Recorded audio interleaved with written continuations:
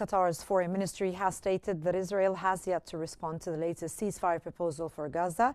It warned that Israel's plan to occupy Gaza threatens everyone, including detainees. And Qatar urged the opening of Gaza's crossings to allow more humanitarian aid and called on the international community to adopt a unified stance to stop Israel.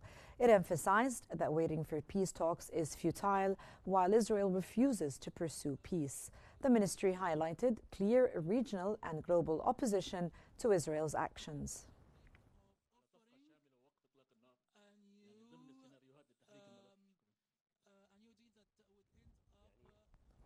Hamas has accused Israel of using robots loaded with tons of explosives to destroy residential neighborhoods, violating international and humanitarian laws.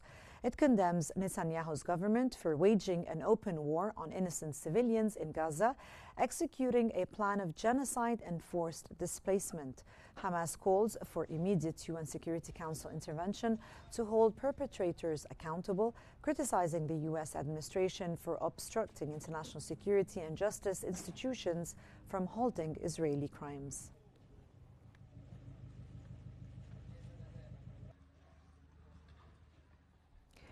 UK Foreign Secretary David Lammy has condemned the man-made famine in Gaza, blaming Israel's systematic starvation and refusal to allow sufficient humanitarian aid.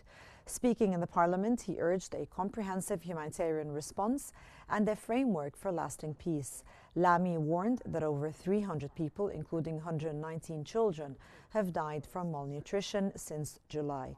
The UK pledged £15 million in aid and medical care, plans to bring injured children to Britain, and threatened to push for Palestinian state recognition at the UN if ceasefire progress stalls. Crucial NGOs, humanitarians and health workers allowed to operate, and stockpiles of aid on Gaza's borders released. Madam Deputy Speaker. Gaza-based health authorities have announced that the death toll from Israeli attacks on the Gaza Strip has climbed to over 63,600 and over 160,900 were wounded. Gaza-based health authorities have reported that Israeli military operations in Gaza had killed 76 Palestinians and injured more than 281 others in the past 24 hours.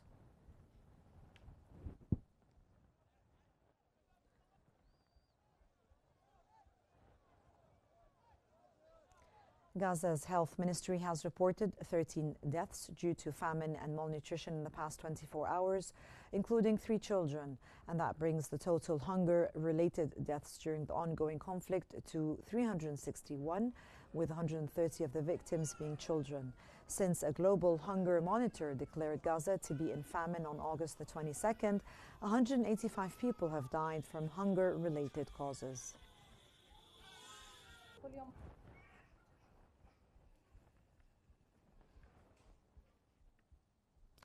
A flotilla of aid boats set sail from Barcelona, aiming to break Israel's naval blockade and deliver humanitarian supplies to Gaza.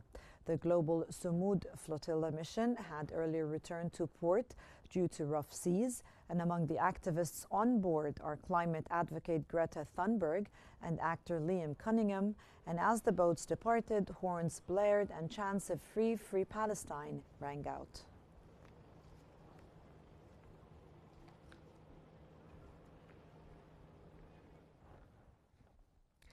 The Israeli president is set to visit the Vatican on Thursday for a one-day trip to meet Pope Leo XIV. And citing the president's office, the Times of Israel reported the visit, initiated by the Holy See, will focus on efforts to secure the release of hostages held in Gaza, combating global anti-Semitism, and ensuring the protection of Christian communities in the Middle East.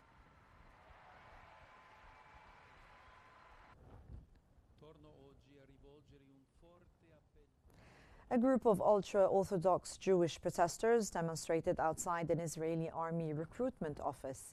Verified footage shared on X showed protesters blocking the entrance to the office and chanting against what they called Israel's army of destruction.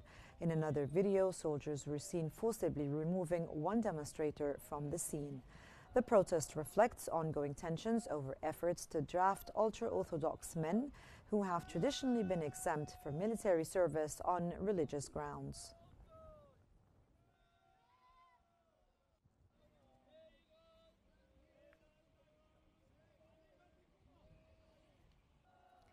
Hamas has condemned the arrest of El Khalil Mayor Taysir Abu Snina by the Israeli forces during a dawn raid, linking it to Israel's broader plans to annex occupied West Bank territory.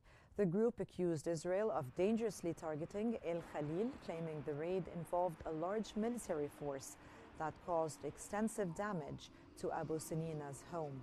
Hamas labeled the arrest a continuation of the occupation's brutal and aggressive approach and urged residents to resist Israeli measures, calling on them to be the protective fence of the national project.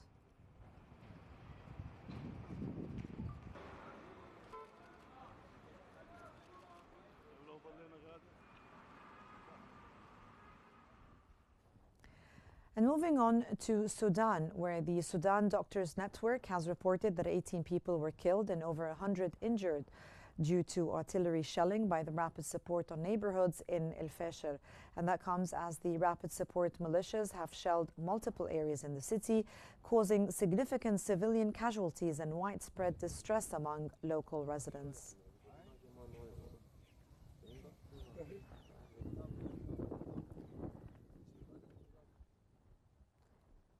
The African Union has urged Sudan to allow humanitarian aid access to victims of a devastating landslide in North Darfur, which killed over 1,000 people. And the AU called for a ceasefire between Sudan's conflicting parties to facilitate aid delivery to those affected. And the landslide struck the Tersin area in Jabal el-Merra in central Darfur, destroying an entire village and causing massive loss of life.